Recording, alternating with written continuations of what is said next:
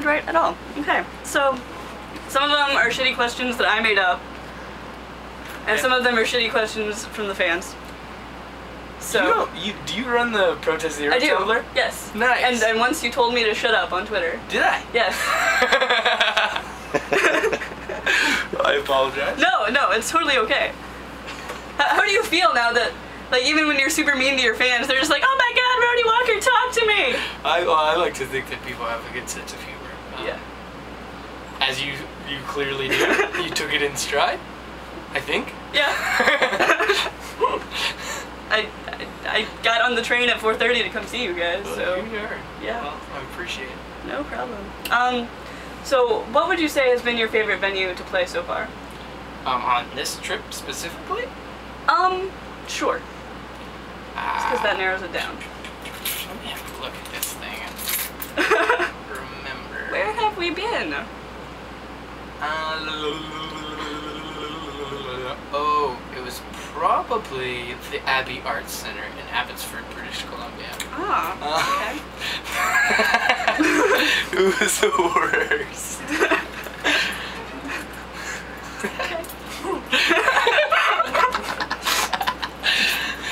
The PA was like, I don't know, it was like those speakers that people used to hook up to their little CD players. Little, like, Walkman CD players. It was so incredibly underpowered and wonderful and awful.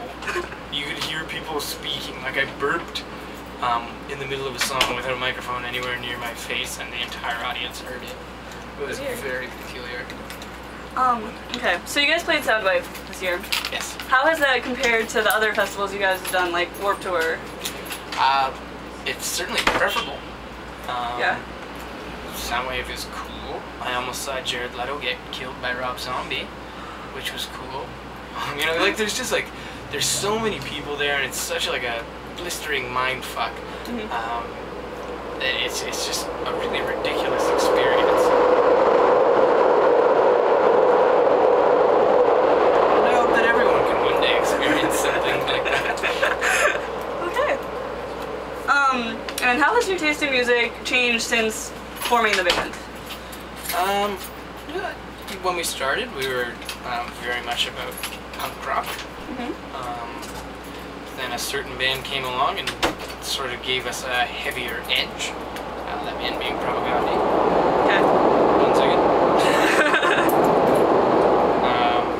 And from then on, we started listening to a lot of heavier music. Now it seems to be drifting anywhere but to heavy music. I don't know. We've gotten to the point where we hear a lot of heavy music. We hear a lot of the same kind of bands every day, and there is nothing that I like more than getting out of that heavy environment, putting on some like Roger Miller or something of that variety, and relaxing, having a few beers with a couple of good fellas, and listening to some nice conversational music. All right. Thank you. Have you ever met anyone from the Star Trek cast? Yes. Michael Dorn. For the low price of $30, I shook his hand, he called me dude a couple times, and I got his autograph. That's fantastic. Yeah, I'm quite pleased with it. It adorns my Star Trek paraphernalia quite well.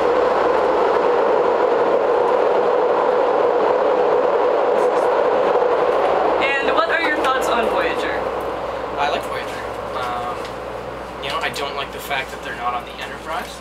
I feel similarly about Deep Space Nine, but I think they're both wonderful series. I think they both got great concepts. I'm hard-pressed to find a Star Trek series that I don't actually love. I know a lot of people don't have a lot of love for Enterprise, but I think those are the same people that haven't seen it from start to finish. And I know it was kind of difficult for people to accept, what's his face? Scott Bakula? Scott Bakula. Yes. That's right, because of Quantum Leap. You know, the first 2 seasons, it is difficult to accept him, but once you really do accept him as Jonathan Archer, he's a phenomenal captain, and he's a badass. I like him. It was surprisingly positive. Everybody else I know that likes Star Trek just has this passionate loathing for Voyager, which I don't understand because that's what I grew up watching mostly. Yeah, Voyager was good. Captain Janeway, Kate Mulgrew was just a fucking great actress. 7 of 9 was hot. Yeah, Jerry Ryan, she was a babe. nice little camel toe on her, you know, the dick's hard as 2-week-old Kesha.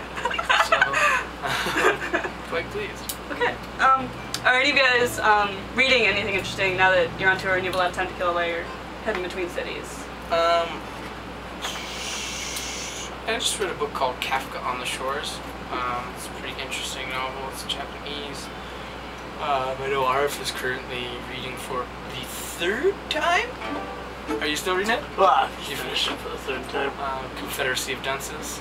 It's my favorite. It's his favorite. He likes the attitude of the protagonist. Or maybe he should be called the antagonist. But yeah, I think that's Tim's reading a bunch of like Jurassic Park novels. So you know that's highly intellectual Michael Kreischer work.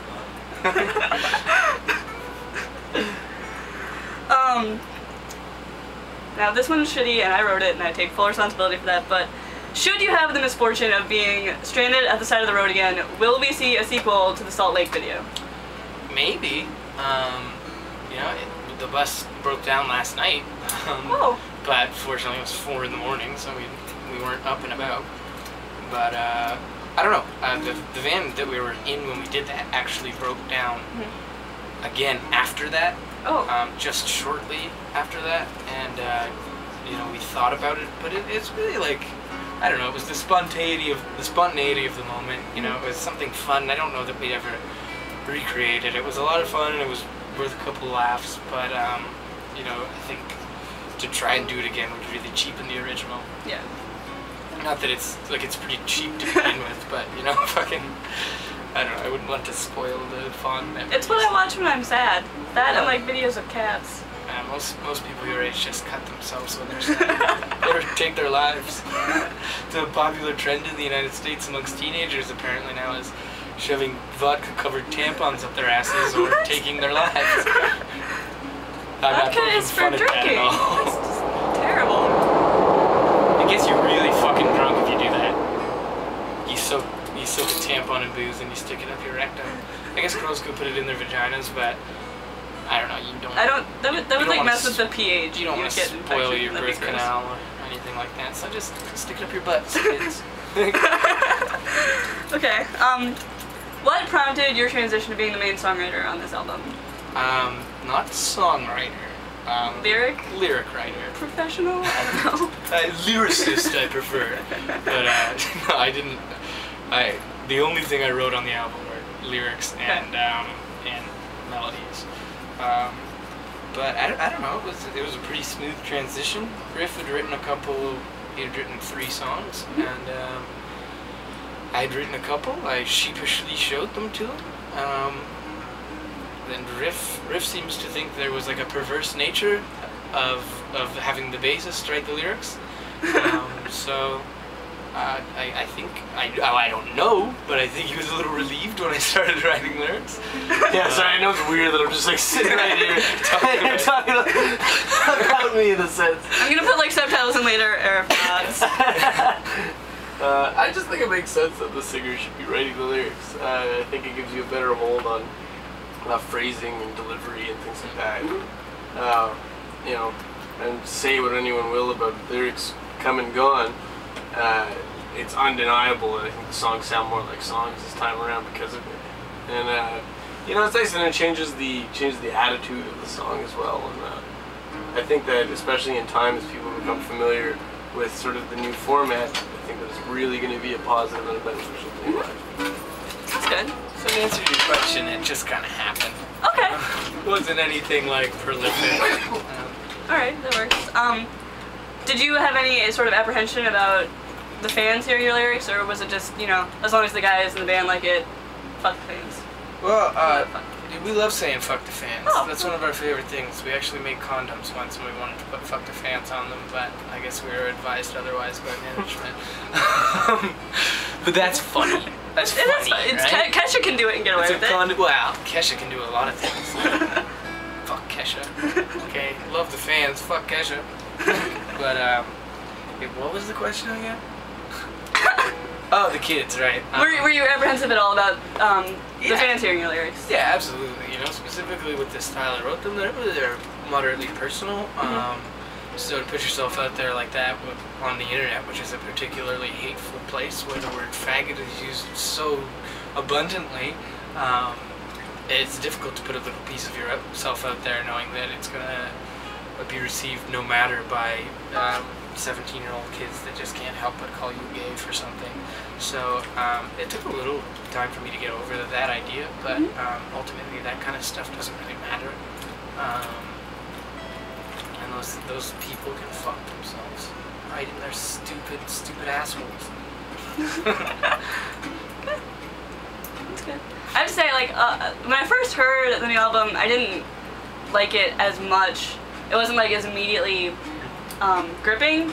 But then I read your interview with Alt Press, like where you went through track by track and explained all of them mean to you, and that really helped bring it down to a personal level. Because I think with the first two albums, it was so easy to just get into them as like a metaphorical storyline thing, whereas these were songs about actual stuff. Well, from what I've heard, from what I've heard from people, it's very difficult to be objective in this scenario.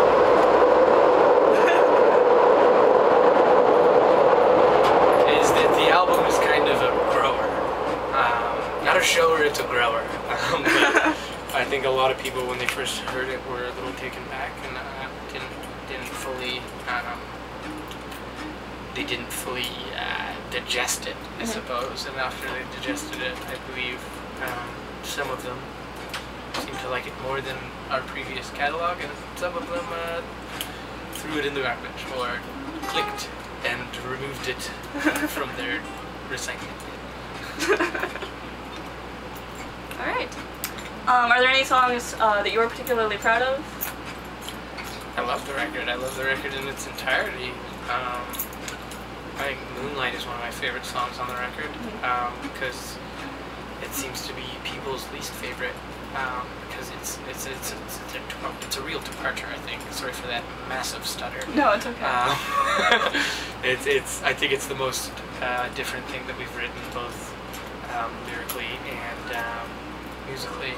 I think it came out real nice. I like it. That's good. My opinion will probably change as soon as we start playing it live.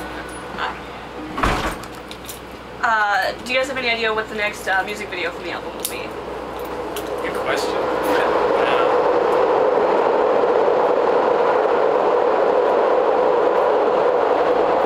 After our last controversial music video, we've been denied for like a grant. It was another controversial idea that we had. Oh. So we had to scrap. We were going to do it for something, I forget what. It might have been Tapestry or something, but that idea got denied by some sort of Canadian government grant system because the video concept was a little too graphic. It was just, the concept was just Riff and I having sex. Fingers in butts, dicks in butts, then right in the mouth, then right back in the butts.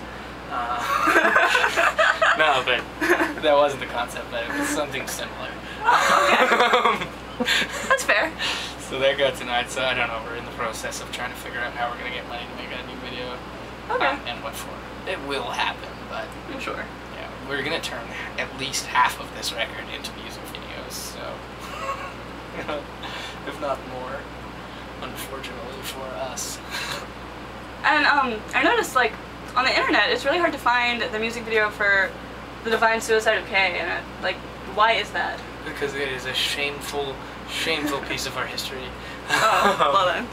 Yeah, that is, we went into that in a real bad way. They had explained it to us like it was going to be the original Blade movie.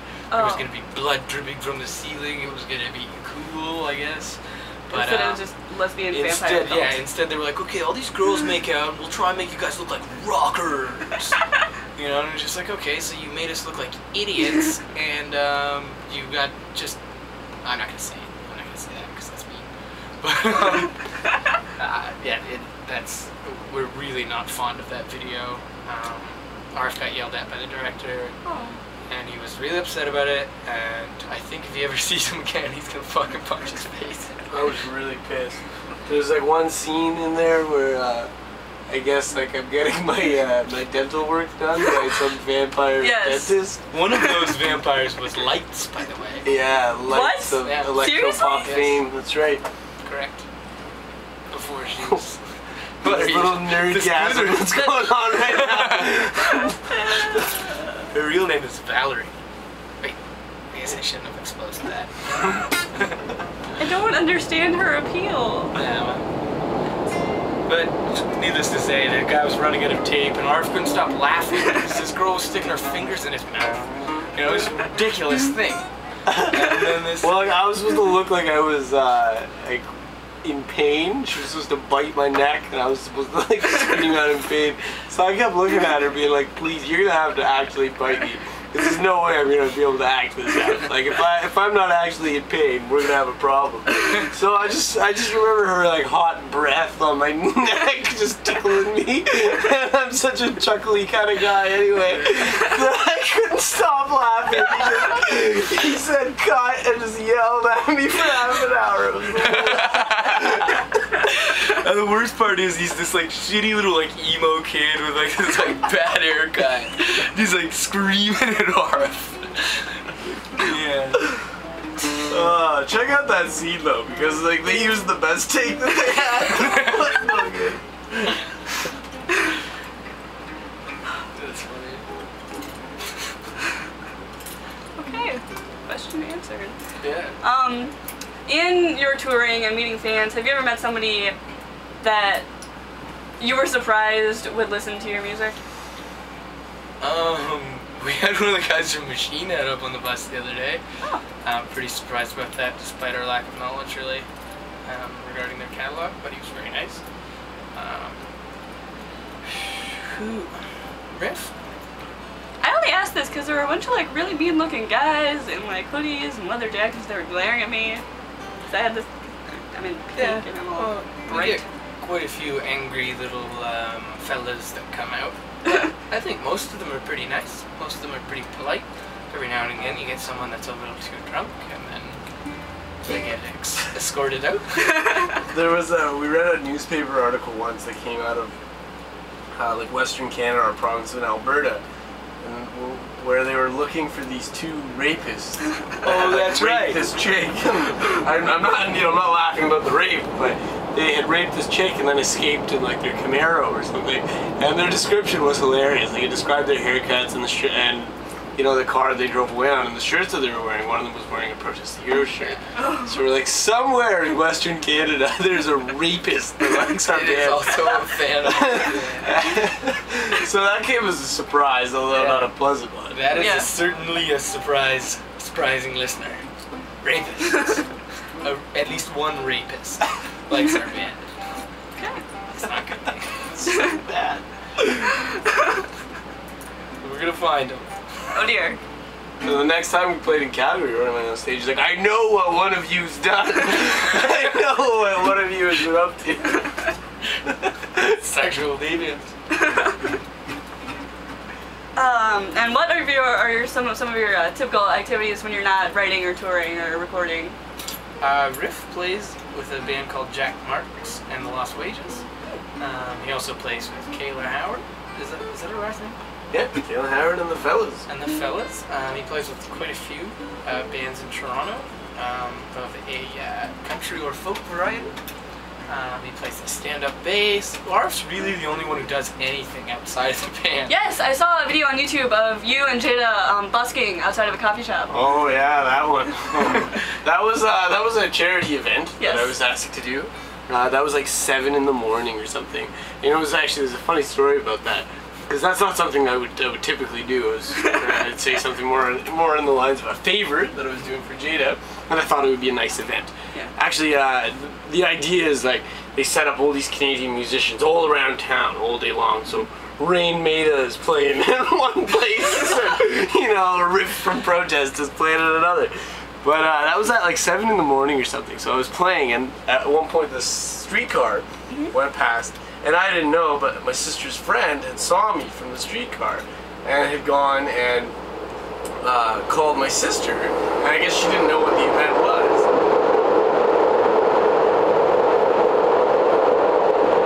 It's gonna drive me mad. my sister and said, hey, I just saw your little brother. He was out there busking on the streets. So my sister called my mom and was like, hey, I just heard Art was busking on the streets. And then my mom called me and was like, yeah, how's your financial situation doing?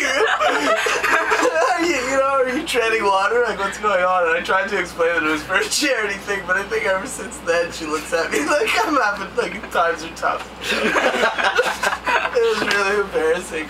And you see the look on my face in that video too. It's, oh, it's too funny. Yeah, you don't look all too happy though. Good mama though, looking out for me, eh? Sure. Worried about you. So worried about me that I'd taken to performing on the streets for penny change. That's fucking funny, man. And are there any super wacky stories from the tour thus far? What the fuck is with that question? Why do people always ask that? Why did you think to ask that question? Because everybody else asks it. That's right! I don't know. And Because all of us lazy, unmotivated Joe Schmoes want to know what it's like to be a super awesome rock star on tour. it sucks. That doesn't suck. It's just a different style of life. There's nothing too crazy, you know, we're all sane individuals. There's probably a few more beers drank here than there are, you know, working a 9-to-5 job. But, I don't know.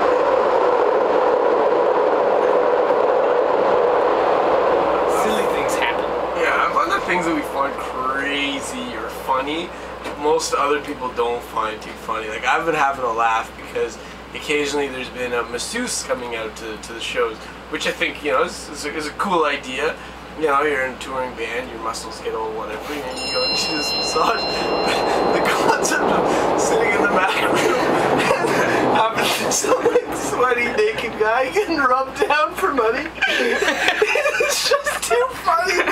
We'll be sitting there in the back room and, like, someone's grunting and groaning because they're getting a massage.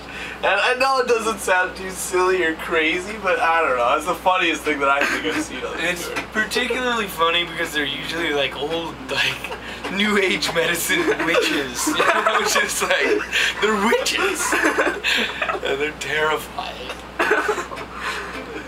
I'll never give them $1. But you're getting along well with the guys from the other bands? Yeah, the guys at Maylene are really good guys. The guys at Tesseract are very much the same. I think we're pretty easy guys to get along with. We just like having beers and laughs. So that's about it. As long as you're not playing in the worst band ever, we won't judge you immediately. You know? And even then, we try to be nice to those that we hate. That's good. Okay. Oh, I only have 2 more. But we Okay. do it behind their backs, so it's okay. Yeah. Okay? Once I you leave fully here, accept you that. When won't- I leave, I will get made fun of. If you hardcore. forget that camera, that's when the real cold's gonna start coming out. I'm just kidding you. No, I need that. Okay. As a continually evolving band, do you guys find it difficult at times to revisit some of your older material? Yeah, absolutely. Before this tour, I believe a few of us were very fond of playing the idea of playing the song "She Who Marches the Kid of Gods," and a few of us were just very strongly opposed to it. I know that's one that a lot of fans, like on forums, have been wanting to hear. Based on what happened in the jam space, I don't think we'll ever be playing it again. Yeah, I don't know. It's sometimes it is very difficult to go back to your back catalog and look at stuff that you wrote when you were 17, 18 years old, and still find it interesting or anything but ridiculous. Yeah. So it would be kind of difficult for us to play that song with a straight face. Yeah. And I know, like, there have been some songs, especially on the Kazai album, that I can listen to just by themselves, but that one isn't one of them. Like, with that one, I usually have to listen straight through from, like, Blindfold to Side to the end of the album in order to find any particular enjoyment from it. So you hate that song. I don't You hate that song that we slaved I don't over. hate that song. I quote that song a lot on Facebook because I'm a dork. Ah, you're one of those people that puts up song quotes Yes. under your pictures. Oh yeah. Like if we got a picture together, maybe what would it say underneath? I don't know. Would you write a lyric quote? Probably not lyrics. I'd just be like, hey, I met these guys. Would They're you cool. maybe use? Could you maybe use one of those lyric quotes from that band that you have in the back of your book? Was it No, called? I would not quote Amber Pacific. Amber Pacific, yeah. I've had this notebook for like 6 years. I hope so. Yes.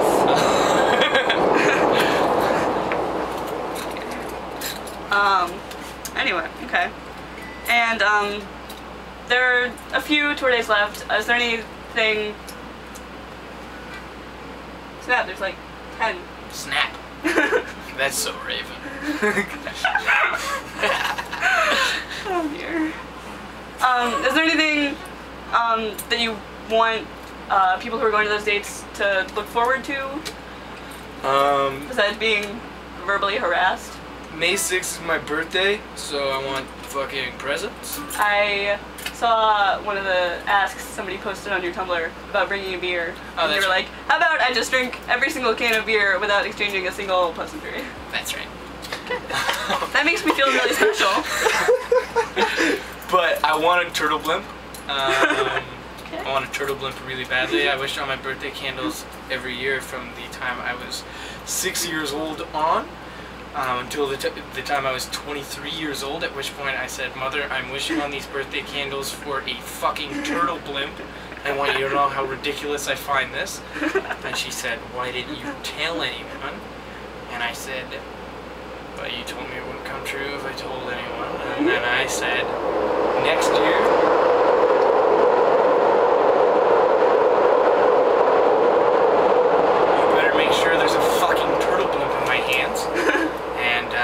turning 25 and I still do not own a turtle blimp, and I'm pissed. I don't know what a turtle blimp is. As Teenage Mutant Ninja Turtles, it was a blimp that they made. You blew it up and it didn't really fly, but it was cool. Oh, I fucking wanted it, and I've been depraved. And as a You mean spoiled little deprived? white rich kid, yes, I mean deprived. As a suburban spoiled little white rich kid. It's an outrage not to get your fucking turtle blimp. That's right. Fat kids who need Christmas gifts and stuff. That's me. Okay. Worst happening. Is there anything that you normally, eat or drink or whatever in Canada that you don't get while you're on tour here? That you miss? Poutine. Poutine. I've heard of Le that. poutine. I looked it up on Wikipedia. Parlez-vous? Un peu. Un peu, un petit peu. Tu parles un petit peu français. I can say basically the Hail Mary and hello, and that's about it. You can say the Hail Mary? I went to Catholic school. Cool. So if I said tabernacle, would you know what I know? Yeah, no, it's pretty obvious. Tabernacle. Oh, that. I can't hear you. You mutter. I know. But I stress the important stuff. Like this. Is that it? Is that all Yeah, you got? that's all I have. I've somehow magically chugged my beer before I leave.